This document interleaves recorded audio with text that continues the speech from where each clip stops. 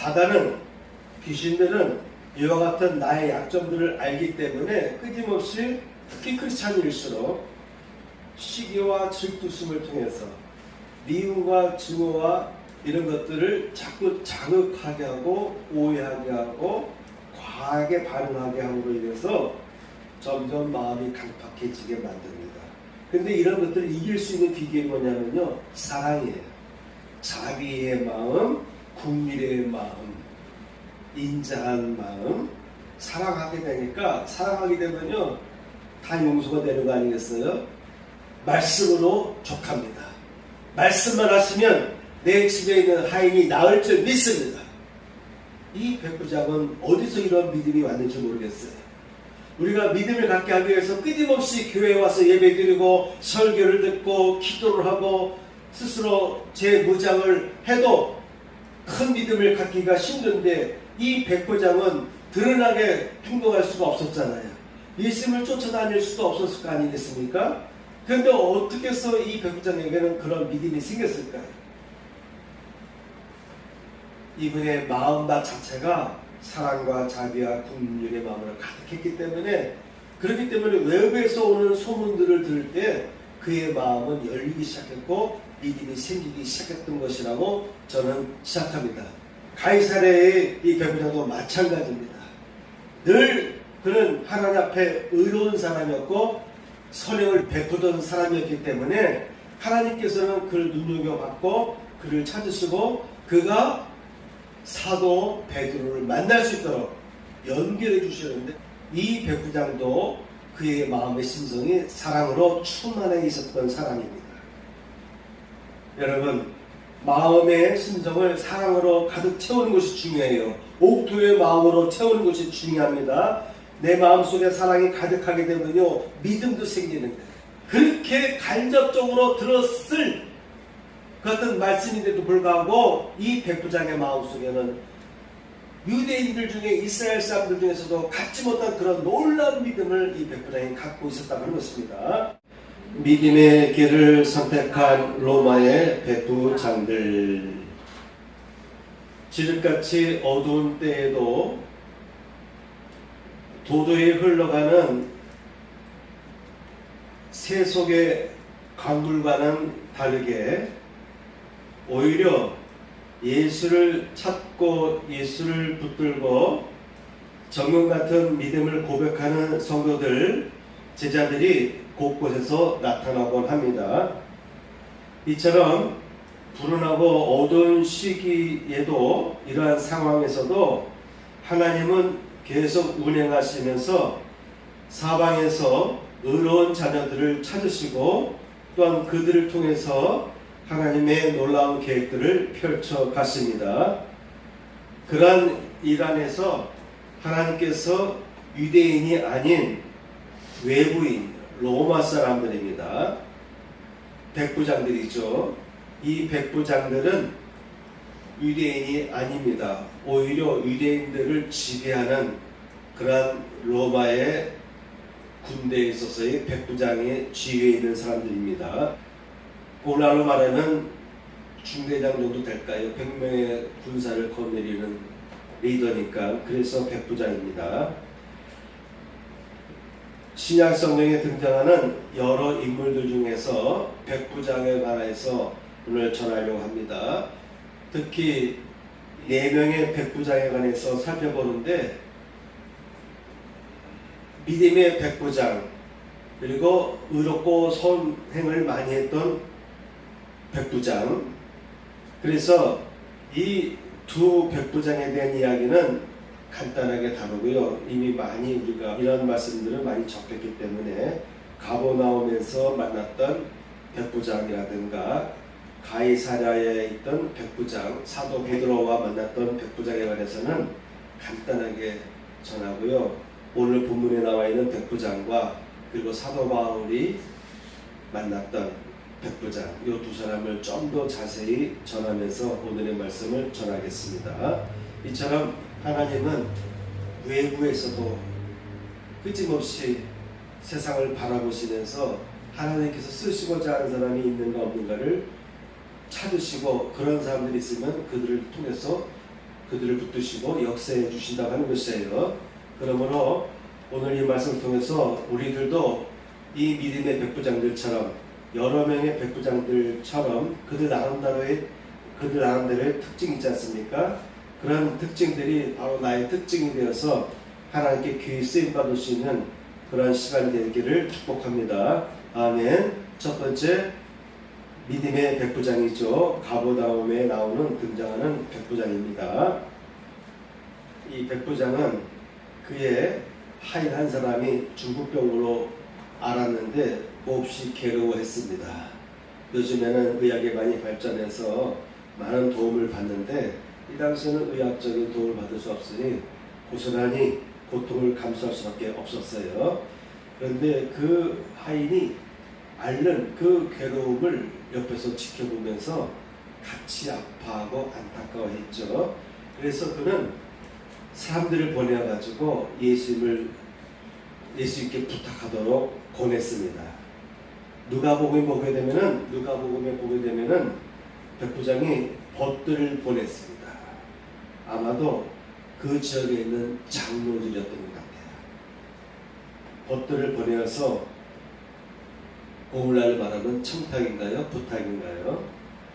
그렇게 해서 예수님께서 와주셔서 제 아파하는 아이를 낫게 해달라고 하는 그런 부탁을 했습니다. 예수님께서는 그 백부장을 보시고 감동하셨어요. 그래서 내가 이스라엘 중에 아무에게서도 이만한 믿음을 만나보지 못하였다 라고 예수님께서 감탄하시고 놀랬습니다. 그래서 이 백부장의 이야기가 널리 전해지게 되었죠. 예수님께서는 너의 믿음대로 될지어다, 내 하인이 이미 나았다 라고 선포해 주셨습니다. 가라, 내 믿음대로 될지어다 하시니 그 즉시 하인이 나으니라. 여기서 우리가 생각할 것은 네 가지를 생각해 보는데요. 첫째, 사랑과 자비와 긍휼의 마음입니다. 베드로와 만났던 백부장도, 가이사랴의 백부장도 이와 같은 마음을 갖고 있어요. 예수님과 만났던 이 가버나움의 백부장과 가이사랴의 백부장의 공통적인 것은 그들은 사랑의 마음, 자비의 마음, 긍휼의 마음이 가득했다라고 하는 것이죠. 여러분, 사람은 어쩔 수 없어요. 대인관계 속에서 오해를 하게 되고 상대방이 나에게 잘해주려고 했어도 오해할 수 있고 상대방이 뭔가 잠시 놓쳐서 나의 비위를 상하게 할 수가 있어요. 그러다 보면은 실망이 생기고 미움이 생기고 증오가 생겨요.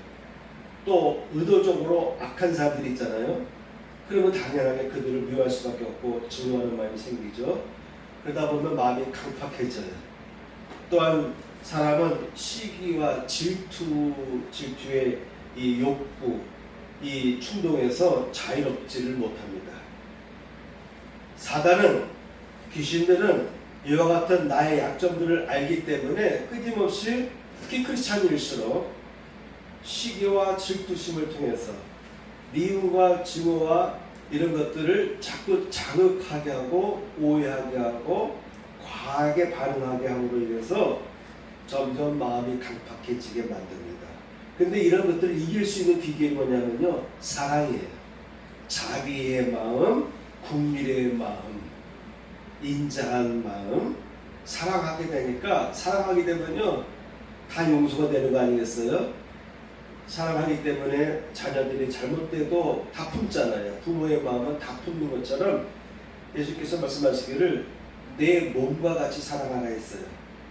그러므로 사랑하는 마음이 충만하게 되면요, 미움이든 증오든 강팍한 마음이든 시기든 질투든 이 모든 것들을 이겨나갈 수가 있어요. 그런 것들이 일시적으로 내 마음에서 일어날 수 있을지 모르지만은 내 안에 있는 사랑이 다 덮어버리게 돼요. 다 물리치게 됩니다. 바로 가버나움의 백부장은 그러한 마음의 소유자였다고 하는 것입니다. 이 백부장은 예수께서 오시니까 제 집에 오지 않으셔도 됩니다. 제가 감당할 수가 없습니다. 위대한 선생님, 저희 집에 오심을 제가 감당할 수가 없습니다. 백부장님은 나름대로 권세가 있고 어느 정도 살만한데 자기의 집에 오는 것을 가로막으면서 주님, 나의 집에 오실 필요까지 없습니다. 그런 수고를 하실 필요가 없어요. 말씀만 해주세요. 말씀으로 족합니다. 말씀만 하시면 내 집에 있는 하인이 나을 줄 믿습니다. 이 백부장은 어디서 이런 믿음이 왔는지 모르겠어요. 우리가 믿음을 갖게 하기 위해서 끊임없이 교회에 와서 예배드리고 설교를 듣고 기도를 하고 스스로 제 무장을 해도 큰 믿음을 갖기가 힘든데 이 백부장은 드러나게 행동할 수가 없었잖아요. 예수님을 쫓아다닐 수도 없었을 거 아니겠습니까? 그런데 어떻게 해서 이 백부장에게는 그런 믿음이 생겼을까요? 이분의 마음 자체가 사랑과 자비와 긍휼의 마음으로 가득했기 때문에, 그렇기 때문에 외부에서 오는 소문들을 들을 때 그의 마음은 열리기 시작했고 믿음이 생기기 시작했던 것이라고 저는 시작합니다. 가이사랴의 이 백부장도 마찬가지입니다. 늘 그는 하나님 앞에 의로운 사람이었고 선행을 베푸던 사람이었기 때문에 하나님께서는 그를 눈여겨봤고 그를 찾으시고 그가 사도 베드로를 만날 수 있도록 연결해 주시는데, 쌍방간의 계시를 통해서, 환상과 음성을 통한 계시를 통해서 서로 간에 멀리 떨어져 있었지만 만날 수 있게 하시고, 그래서 베드로가 설교를 전하는데 기도하고 안수하는 것도 아니고, 주로 50절 성령의 사건은, 성령 강림의 사건은 제자들이 모여서 막 기도할 때 성령이 임했거든요. 그런데 베드로가 말씀을 전하자, 복음을 전하는데 그 집에 모였던 모든 사람들이 다 성령 세례를 받게 되었습니다. 이 백부장도 그의 마음의 심성이 사랑으로 충만해 있었던 사람입니다. 여러분, 마음의 심성을 사랑으로 가득 채우는 것이 중요해요. 옥토의 마음으로 채우는 것이 중요합니다. 내 마음속에 사랑이 가득하게 되면요, 믿음도 생기는 거예요. 믿음 갖기 위해서 예전에는 부흥회에도 참석하고 시간 예배를 드리고 말씀을 사모하고, 그것도 부족해서 방송국에서 나오는 여러 가지 설교도 경치하고, 그렇죠?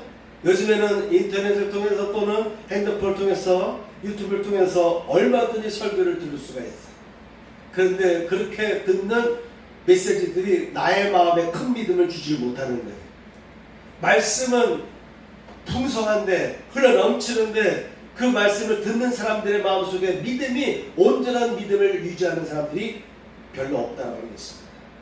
근데 오히려 이방인이었고 유대인들 입장에서 볼 때는 원수예요. 그죠?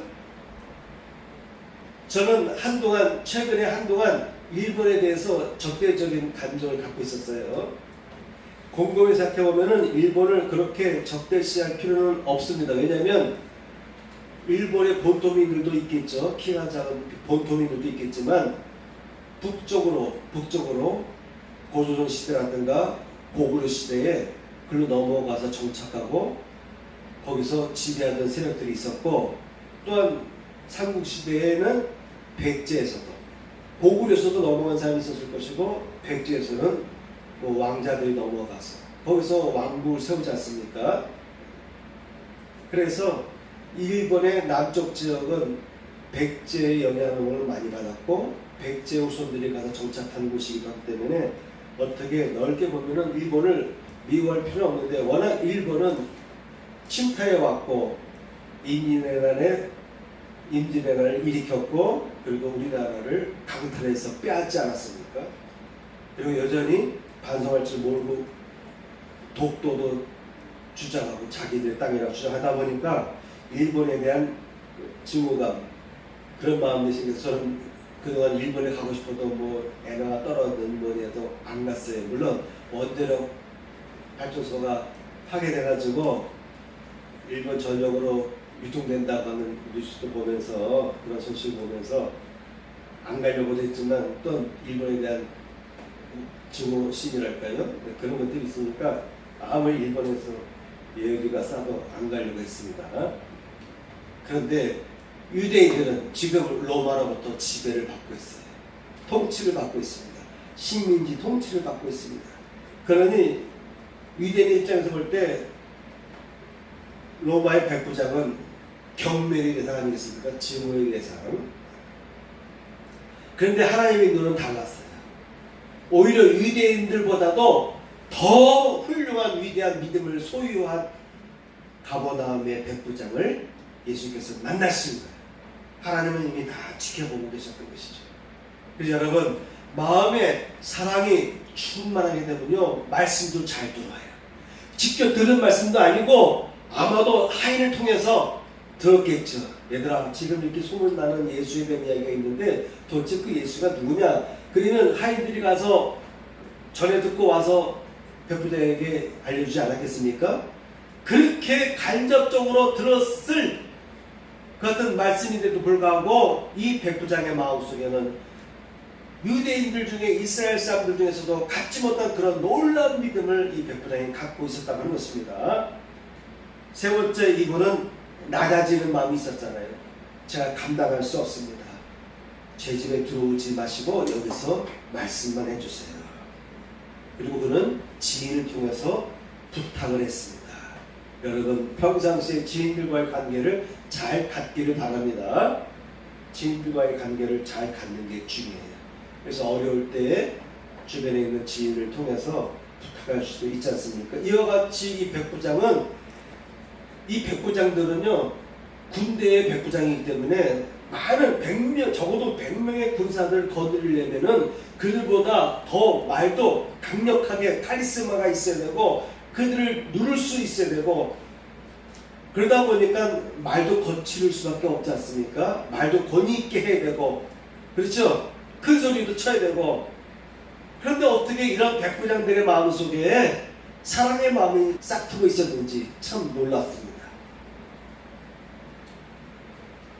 바로 가이사랴의 백부장이라든가 가버나움의 백부장은 그들의 군인으로서의 신분과는 이상하게 그들은 마음이 부드러웠어요. 그들은 사랑으로 충만해 있었던 사람들입니다. 그래서 귀담아 들은 소문을 듣고서도 오히려 본인들이 관심을 갖고 예수에 대한 정보를 구하면서 믿음이 생겼지 않았을까?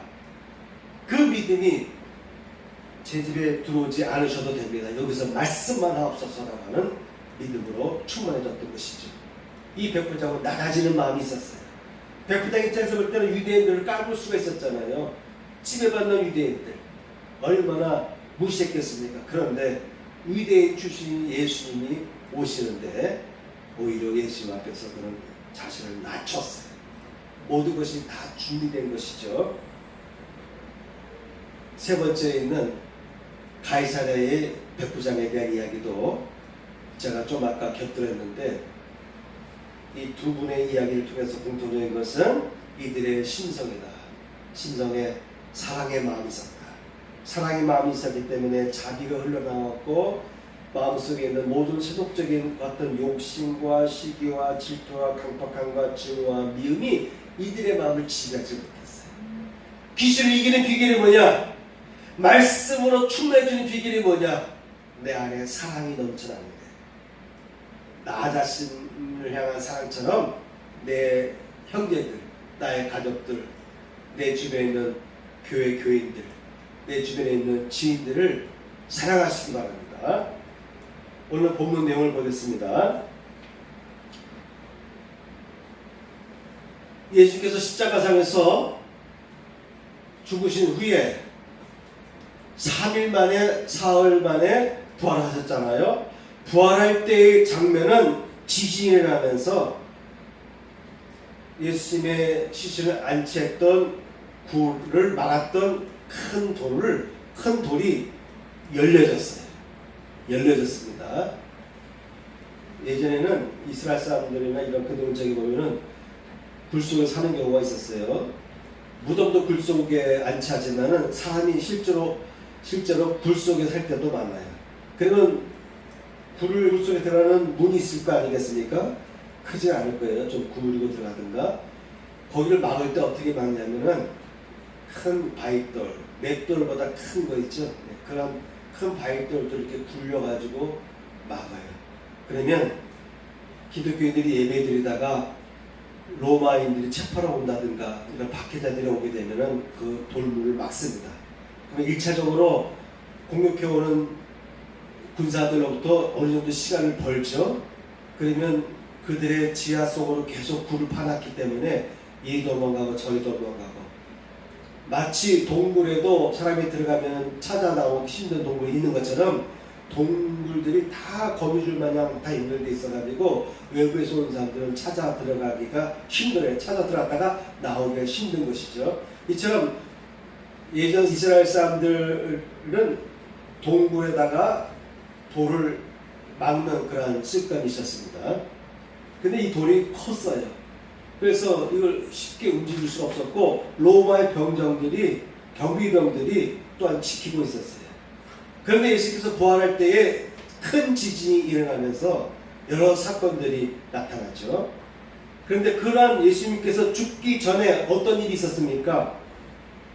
로마의 군사들로부터 고문을 당하고 채찍을 통해서, 또 머리에는 가시면을 씌우게 하고 때리기도 하고 그런 고초를 당했잖아요. 모욕을 당하고 고초를 당했습니다.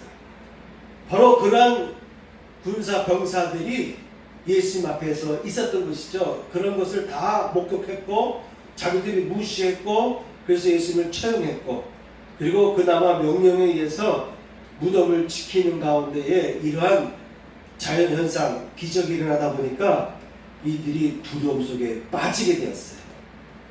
그래서 오늘 본문에 보게 되면은 백부장과 병사들이 54절, 백부장 및 예수를 지키던 자들이, 백부장과 및 함께 예수를 지키던 자들이 지진과 그 일어난 일들을 보고 심히 두려워하여 이르되 이는 진실로 하나님의 아들이었도다 하더라. 병영에서 예수님을 박해하고 채찍질을 가하고 예수님을 힘들게 고초를 줄 때는 즐거웠을 줄 몰라요. 그렇죠? 그러나 막상 예수님을 십자가에 못 박고 예수께서 죽으실 때 하늘이 시커매졌지 않습니까? 그런 전도가 있었고, 그리고 3일째는 지진을 하면서, 큰 지진을 하면서 사람들하고 두렵게 만들었어요. 그리고 굴을 막고 있던 돌이 열렸던 것이죠.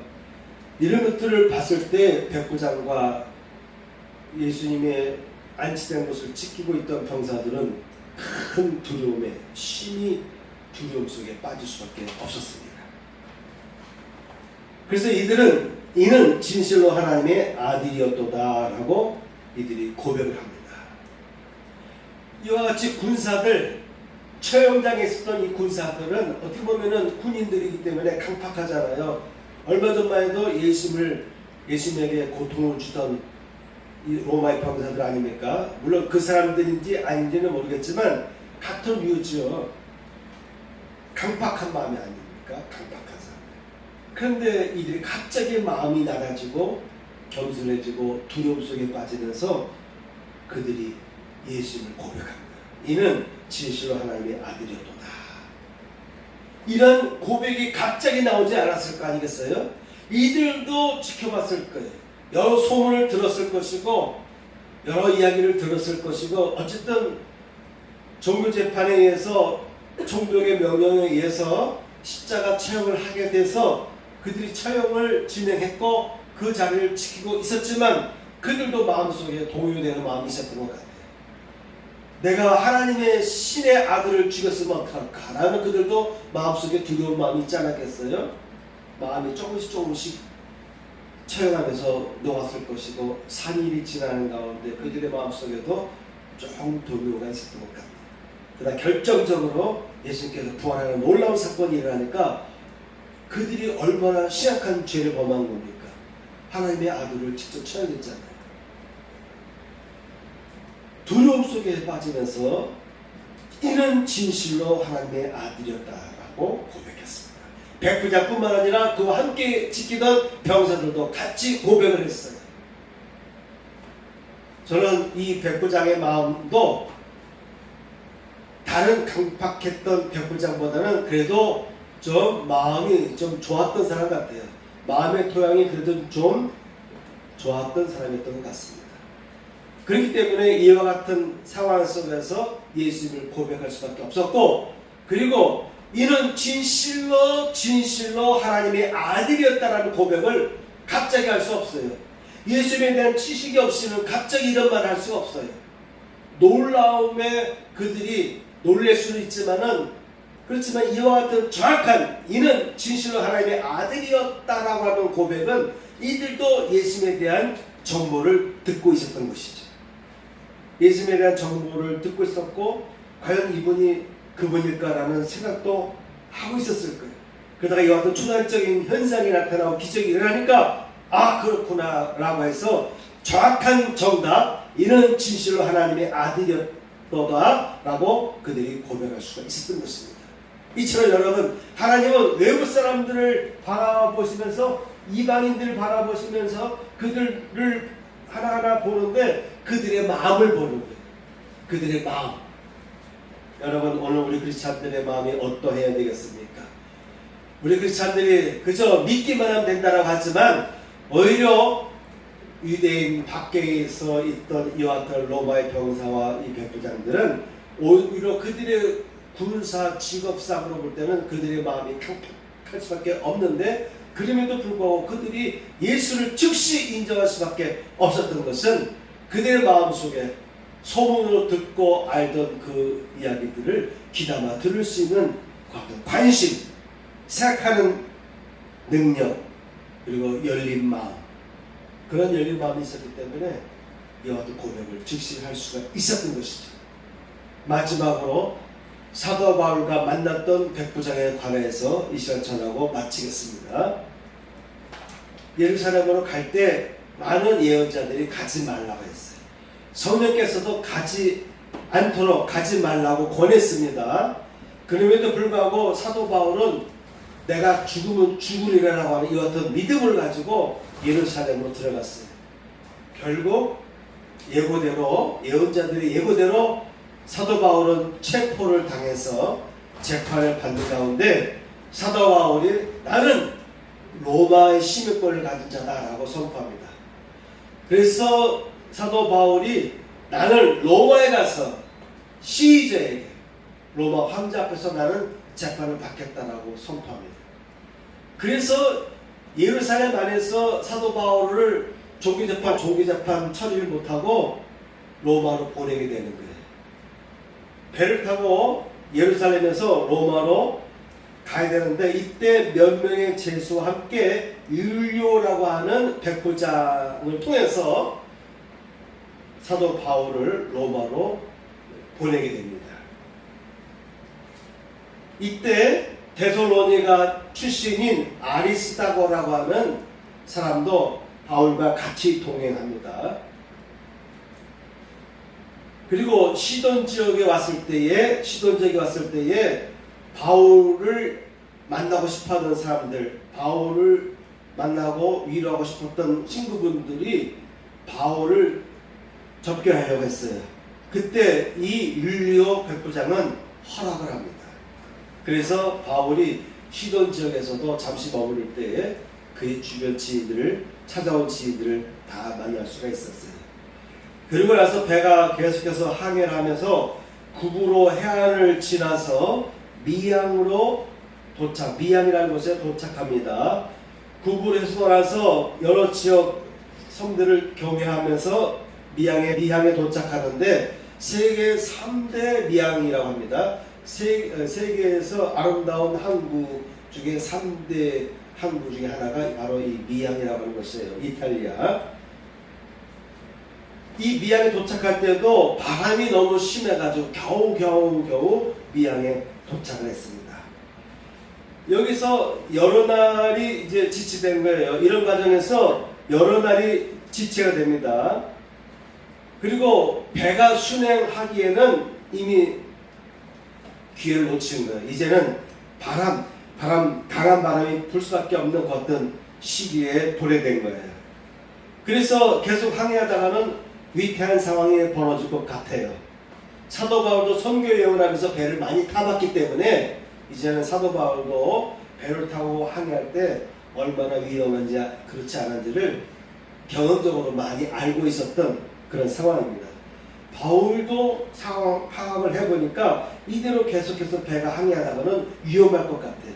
그래서 말합니다. 27장 사도행전 27장 10절 말씀에 보게 되면은 말하되 여러분이여 내가 보니 이번 항해가 하물과 배만 아니라 우리 생명에도 타격과 많은 손해를 끼치리라 라고 권했습니다.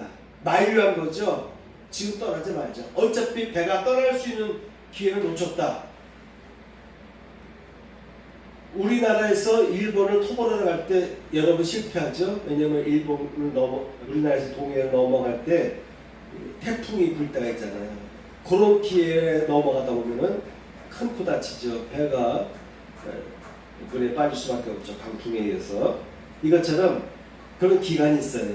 요 지역에도 배가 항해하기 어려운 어떤 겨울철이 이미 된 거예요.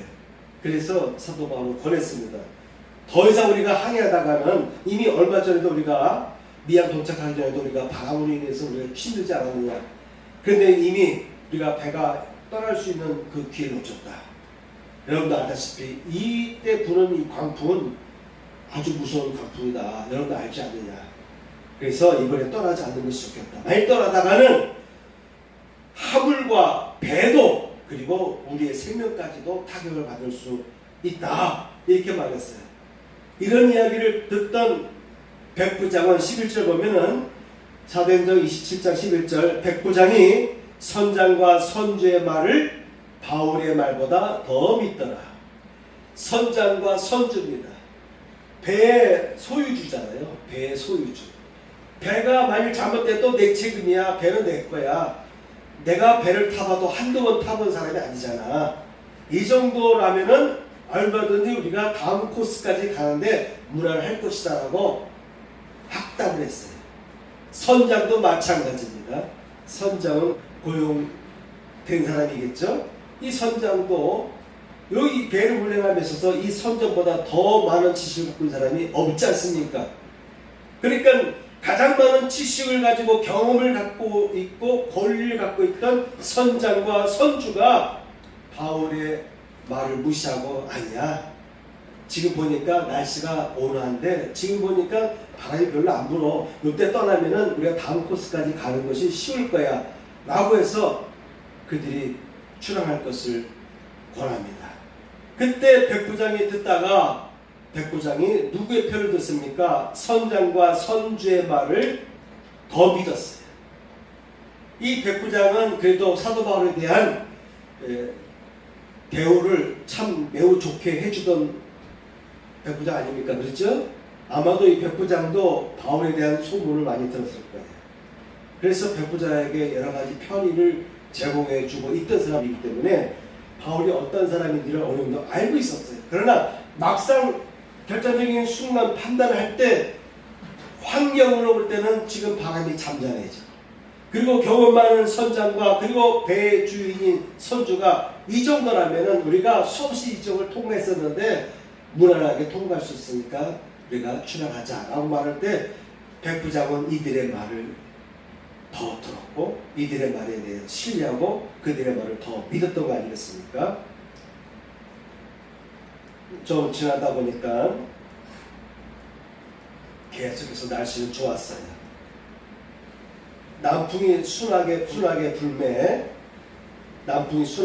그들이 뜻을 이룬 줄 알고 자기들이 생각했던 예측한 대로 되는 줄 알고 닷을 끌어올리고 그리대 해변을 끼고 항해를 시작했습니다.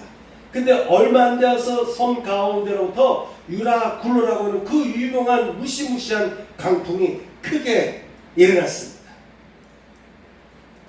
여러분 지금 비를 뿌리고 있는 이 태풍의 영향도 보니까 처음에 7월 5일, 7일 때에 뉴스 보게 되면은 필리핀 지역에서 그쪽에서 일어날 때는 이 태풍이 태풍이 아주 조그맸어요. 미약했어요. 그리고 이 태풍이 중국으로 간다 했어요. 그런데 이 태풍이 점점 커지면서 중국에 가서 엄청난 비를 쏟아냈고, 그리고 또한 이 태풍이 사라지지 않고 우리나라 쪽으로 와서, 아마 지난번 그 뉴스 보니까 괴산 지역, 괴산댐도 물이 오버했다는 뉴스를 봤는데, 중부 지역 보니까 특히 휴전선 쪽으로 비가 엄청 많이 와가지고 여러 가지 어려움을 당하는 내용을 봤습니다. 이처럼 잔잔하다가 갑자기 조그마한 태풍이 일어나는데, 강풍이 일어나는데 이게 크게 일어났어요. 그래서 이들이요 3일 동안 고생을 하는데, 그들의 짐도 버리고, 배를 가볍게 해야 되니까 짐도 버리고, 연장들도 버리고, 바람에 끌려 그들이 정신없이 가게 됐습니다. 그때 이들은 먹을 수가 없잖아요. 그렇죠? 여러 날 그들이 먹지 못할 때, 그때 바울이 말합니다. 여러분이요 출항하기 전에 내 말을 듣고 그에 대해서 떠나지 아니하여 이 타격과 손상을 면하였더라면 좋았을 뻔하였느니라 라고 말하는 것입니다. 며칠 동안 고생을 했습니다. 그래서 배에 있던 무거운 짐들을 버릴 수밖에 없었어요. 배에 끌려갈 수밖에 없었습니다. 위기를 당했을 때, 이때 바울이 말합니다. 그때 떠나기 전에 저의 말을 들었다면 얼마나 좋았을까. 그러면서 말합니다. 내가 너희를 권하노니 이제는 안심하라. 너희 중 아무도 생명에는 아무런 손상이 없겠고 오직 백뿐이라. 그러면서 내가 어젯밤에 하나님의 사자를 통해서 내가 계시를 받았다. 그 사자의 계시는 바울아 두려워하지 말라. 내가 가이사 앞에 서야 하겠고 또 하나님께서 너와 함께 항해하는 자들 다 내게 주셨다 했으니 그러므로 여러분이여 안심하라. 나는 내게 말씀하신 그대로 되리라고 하나님을 믿노라 라고 선포한 것입니다. 그런즉 우리가 반드시 한 섬에 걸리게 될 것이다 라고 말했어요. 두려움 속에 빠지고 먹지 못하고 굶주리고 추위에 떨고 절망적인 가운데 있다가 이와 같이 바울의 놀라운 예언을 듣게 되었습니다. 그리고서 열나흘째 되는 날 밤에, 열나흘이니까 14일이 됐습니다. 강풍에 끌려서 14일 동안 정처없이 끌려다니다가 밤이 되니까는요, 그때 문제가 생겼어요. 사공들이 탈출하려고 하는 것입니다. 어느 육지가 가까워지는 것을 보고서는 사공들이 자기들끼리 탈출하려고 비상용 배를 내리는 거예요. 그것을 보고 사도 바울이 병사들에게, 로마의 병사들에게 말합니다. 만일 이 사공들이 도망친다 하면은 큰 위기가 올 것이다. 이 사람들이 도망쳐서 우리 배에 함께 있지 않는다면은 당신들도 구원을 받지 못할 것이다 라고 얘기하는 거예요. 그래서 로마의 군인들이 이 사공들이 도망가지 못하도록 고루줄을 끊어 떼어버립니다. 어쨌든 배가 파손되기까지는 사공 한 사람이라도 붙어 있어야 위급한 상황에 조치를 취할 수 있지 않습니까? 그리고 날이 새었습니다. 그때 사도 바울이 또한 권합니다. 우리가 지은 지가 열나흘인즉 이제는 남은 음식 아끼지 말고 다 드시오. 왜 먹어야 될까요? 이제 배를 버리고 육지까지 가야 되는데 배가 육지까지 갈 수가 없는 상황이에요. 그러니까는 거기서 뛰어내려서 수영을 하든지 해야 되는데 그러려면 기력이 있어야 되잖아요. 밥을 제대로 먹지 못해서 열나흘이 지났으니 얼마나 기력이 쇠하여 있겠어요. 그래서 남아있는 음식을 다 꺼내서 지금 배부르게 먹으시라고. 그래서 사도 바울의 말대로 그들이 다 밥을 먹게 됩니다. 너희 중 머리카락 하나도 잃는 자가 없을 것이다 라고 사도 바울이 확고한 말을 해줬어요. 여러분, 이 배에는요 전부 276명이 타고 있었어요. 276명이 다 타고 있었는데 어느 한 사람도 머리카락 하나도 잃지 않게 될 것이다 라고 사도 바울이 선포하는 것입니다. 그리고 이제 결단해야 되는 상황이 다가왔어요. 이제는 배를 버려야 되는 것입니다. 그리고 모든 것을 다 버리고 하다못해 나무 쪼가리라도 있으면 이런 것들을 물에 뜨는 것들이 있으면 그런 것들을 붙잡고 헤엄쳐서 나가야 되는데 죄수들이 도망칠 수가 있잖아요.